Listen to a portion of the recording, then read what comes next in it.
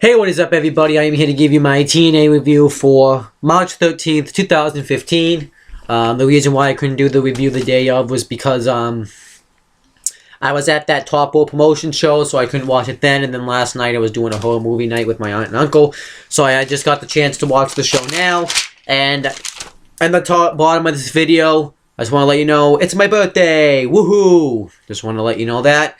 I want to thank everyone so far that is giving me happy birthday wishes. I will make sure tonight at midnight to post a status thanking you guys. So yeah. So let's just talk about TNA. This was actually a great show this week. We have Taz and Josh Matthews on commentary for this show. And the first match is Eric Young versus Bobby Roode in a last man standing match. This match pretty much starts out with them just brawling. Roode beats the crap out of Young, and then Eric Young beats the crap out of him. And Roode suplexes Eric Young on the ramp, and then he clotheslines him while he's on the stage. Eric Young bounces Roode's head off the table. He throws him into the steel steps. He also power drove him. He gave him a power driver. Roode got up from that. Bobby Roode power drived Eric Young on a chair. Eric Young got up from that. And then eventually Roode hit the Roode bomb off the apron through a table and got the victory. And I thought it was a great match. It was really awesome. And I think this feud's over now, but it was an awesome match. I really enjoyed it. So then Jeremy Borash and Rockstar Spud are backstage, and Jeremy Borash tells him that he doesn't have to do this, but Rockstar Spud says that he does. He says it doesn't matter if he wins or if he loses. All that matters to him is that he stood up to EC3, and he said that even though in EC3's world the bad guys win, that's not the truth. Tonight the good guys are going to win, so I thought that was good there. And then Drew Galloway comes out to cut a promo. He cuts it in the fans because he says that he normally feels the flow of wrestling through the fans, so he went out in the fans and did it. And he cut this great promo talking about how there was a time when the audience decided who they wanted to see on TV. When the audience decided who they wanted to be champion.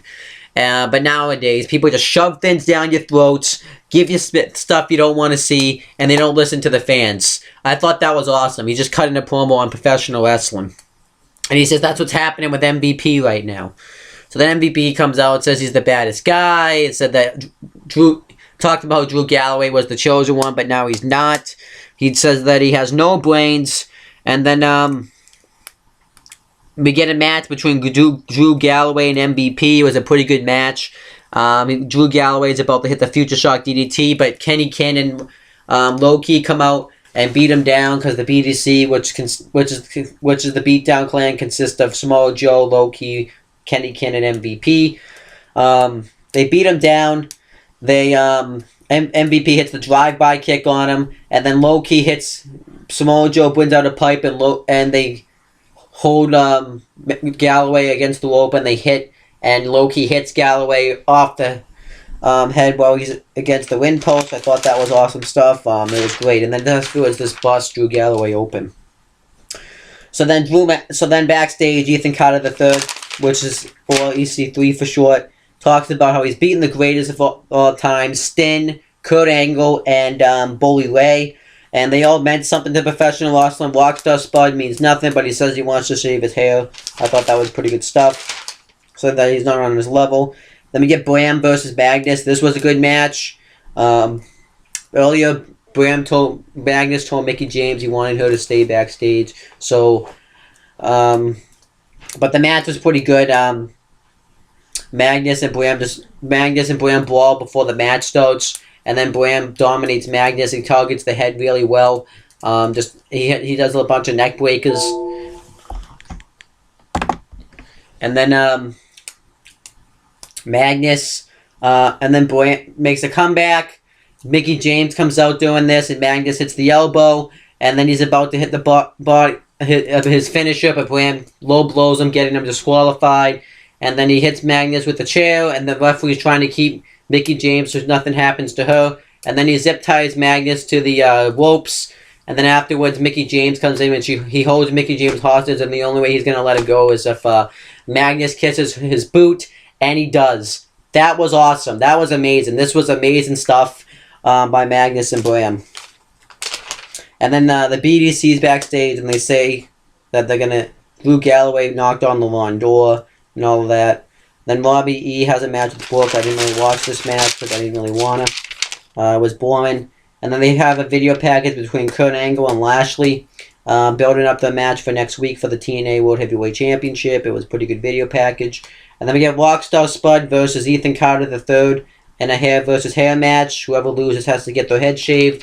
Rockstar Spud kicks EC3's ass in this match. He puts him in the barber chair and he bites his face, and he drop kicks him while he's in the barber chair. And then EC3 takes control with a boot to the head and just dominating Spud. And then Spud takes control. He drop kicks him out of the ring. And then behind the referee's back, Tyrus comes out and power bombs EC3 on the floor behind his back. And EC3 tries to cover him, but Spud kicks out.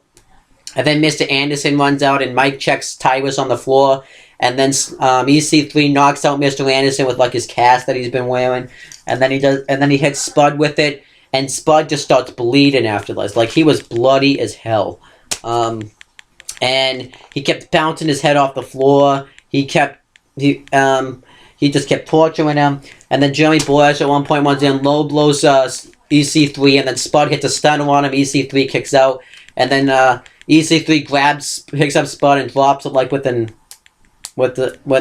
driver or something. And then Spud starts to make a comeback. He starts to mount some offense. He goes for the Bulldog, but Spud counters and he hits a he hits him again with the cast. Spud kicks out of that, and then EC3 hits the 1%er for the win. And so then Spud has to shave his hair, but then EC3 says that you've proven that you have heart, that you've proven you belong in Impact Wrestling. You have the most heart I've ever been of any wrestler in the world. And he said that he's not going to shave his head and embarrass him in front of his family. And he said, you've proven to me that you're a lion, a gazelle, and especially a man. And he says he wants to end this in good terms, so he shakes his hand. And then Spud shakes his hand, and then they go to leave, but Spud attacks him. And then he shaves his head. And he said, that's what happens if you mess with me. I'm going to be the most dominant athlete in Impact Wrestling. And then that was the end of the promo of TNA, too. This was great stuff. Everything on TNA was actually awesome this week, except the Brooke Robbie E match. That's about it. So really no complaints about TNA this week except that. But I'm not going to really complain about it. And the Spud and EC3 match, great storytelling. I think this made Rockstar Spud into a kind of a star. In a way, just because of how well he lasted. It was awesome stuff. So that's my review of TNA. You can click right here to subscribe, and I'll be back to give you my review of something else throughout the week.